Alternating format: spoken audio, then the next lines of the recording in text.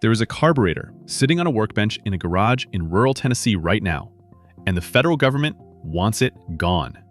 Not because it is dangerous, not because it blew up, because it does not have a wireless chip inside it, because it cannot be tracked, because it cannot be remotely disabled, because it lets the man who owns the truck actually own the truck.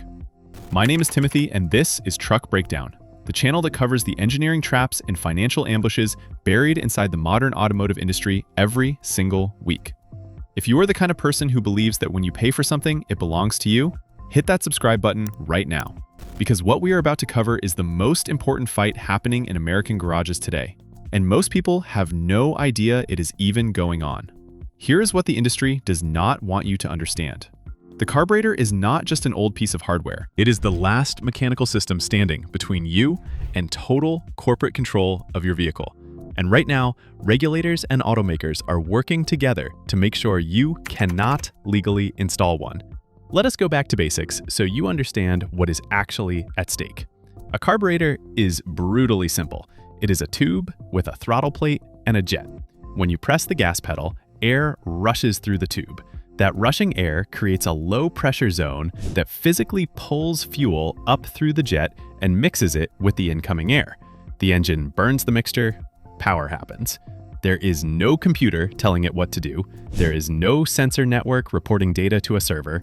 There is no software license governing whether the fuel flows or not. It is pure physics. Fluid dynamics running on the same principles they ran on in 1955. You can rebuild one with a $30 kit from the parts store, a screwdriver, and an afternoon. If a gasket fails in the middle of nowhere, you can cut a replacement out of a cereal box and drive home. That is not an exaggeration. Mechanics have done exactly that for decades. Now compare that to what you get in a modern fuel-injected truck. You have a throttle body controlled by an electronic actuator. You have a mass airflow sensor, an oxygen sensor, an idle air control valve, an electronic fuel pressure regulator, and a powertrain control module interpreting all of it in real time.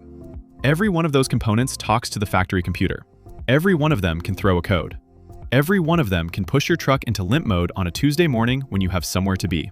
And not one of them can be diagnosed with your own eyes. You need a scan tool, and in many cases, you need the dealer's proprietary scan tool because the aftermarket version cannot access the full software layer the manufacturer locked behind a digital wall. The carburetor has none of those problems.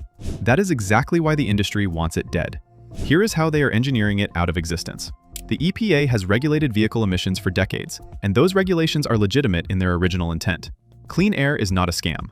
But the way those regulations are now being written and enforced has crossed a line from environmental protection into something that looks a lot more like market protection. Current federal emissions regulations make it illegal to modify a certified vehicle's emissions system. On paper, that means you cannot remove a catalytic converter or gut an emissions-controlled exhaust. Reasonable enough. But the interpretation has expanded dramatically. Installing a carburetor on a truck that was originally fuel-injected is increasingly being classified as an illegal emissions modification, even if the carburetor itself is a newer unit designed to run clean. The California Air Resources Board, which functionally sets the standard for the entire country because of how vehicle certification works, has been moving aggressively to close what they call the race car exemption, a loophole that historically allowed competition vehicles to be converted to carbureted setups. Once that exemption closes completely, the door shuts on legal carburetor swaps in a huge portion of the American market. Think about what that means in practical terms. A farmer in Nebraska has a 2001 Silverado with a fried engine control module. The factory replacement is discontinued. The aftermarket standalone systems cost $2,000 and require a tuner to set up properly. The farmer knows engines. He has been working on them his whole life. He finds a rebuilt carburetor setup and a matching intake manifold from a pre-computer era small block. He does the swap himself over a weekend. The truck runs better than it ever did from the factory. And under the regulatory framework being pushed right now, that farmer has just broken federal law. That is not a hypothetical. That is the direction this is heading. And the automakers are quietly cheering from the sidelines because every truck that gets legally forced back into the dealership service lane is revenue they did not have to earn. Let us talk about the mechanical reality of the swap itself. Because the industry wants you to believe it is impossible. It is not. It is actually one of the cleanest engineering solutions available to anyone trying to escape the modern parts monopoly.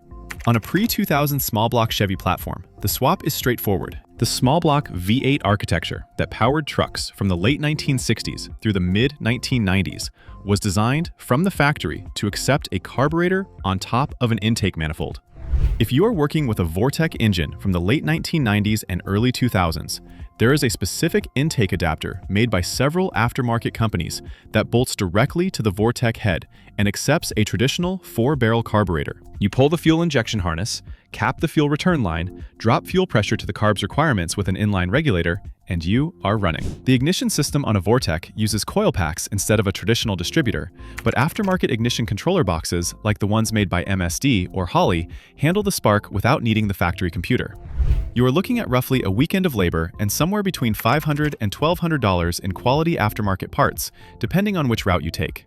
The result is a truck with zero cellular connectivity, zero software dependencies, and zero ability to be remotely interfered with. You own the fuel delivery, you own the ignition, you own the vehicle in a way that no 2026 model can offer you, regardless of how much you spend. Now, here is the legal strategy that smart owners are using right now while the window is still open. The key distinction in most current state-level regulations is between a vehicle that is registered for road use and a vehicle that is registered as an off-road or farm use vehicle. In the majority of states, a truck that is titled as a farm vehicle or operated exclusively on private property is not subject to the same emissions certification requirements as a road-registered vehicle. Owners in rural areas are legally converting their primary work trucks to off-road registrations, executing the carburetor swap, and using a separate road-registered vehicle for highway driving. They are not breaking any law. They are reading the law exactly as it is written and using it. The second strategy is timing. Several right-to-repair and vehicle modification advocacy organizations are actively fighting the regulatory overreach at both the state and federal level.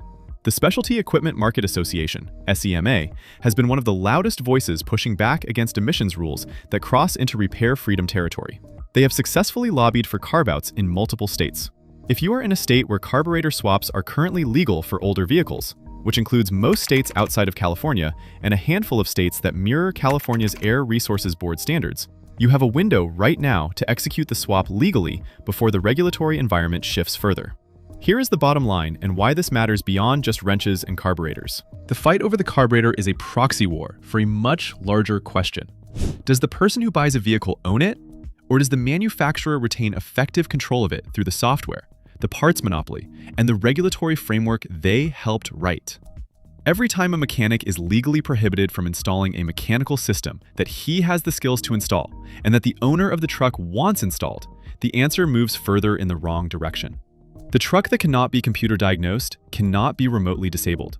The truck that runs on a carburetor cannot be pushed into limp mode by a sensor reading that the manufacturer uses as a pretext to bill you for a dealer visit. The truck that has no cellular modem cannot have your driving data harvested and sold to your insurance company to justify a premium increase. The carburetor is not nostalgia. It is not a museum piece. It is mechanical independence. And the people who want to sell you $1,000 data harvesting appliance on wheels absolutely understand that. The aftermarket is ready. The parts exist. The knowledge exists in forums, in comment sections, in the hands of master mechanics who learned on analog iron and have not forgotten a single bolt of it. What exists on the other side of the equation is a regulatory and corporate structure that is closing the legal exits one by one. Execute the swap, if you can, while you legally can, and document every part of it. The truck you convert this year may be the truck that carries your tools and your family for the next 30 years without ever asking permission from a software license to start in the morning. That is worth fighting for. That is worth wrenching for. And that is exactly what we are going to keep covering right here on Truck Breakdown. Hit subscribe if you want to be in the room when the next loophole gets explained. Drop your carburetor swap stories in the comments below, because your experience is the field manual the rest of this community is building from. We will see you in the next one.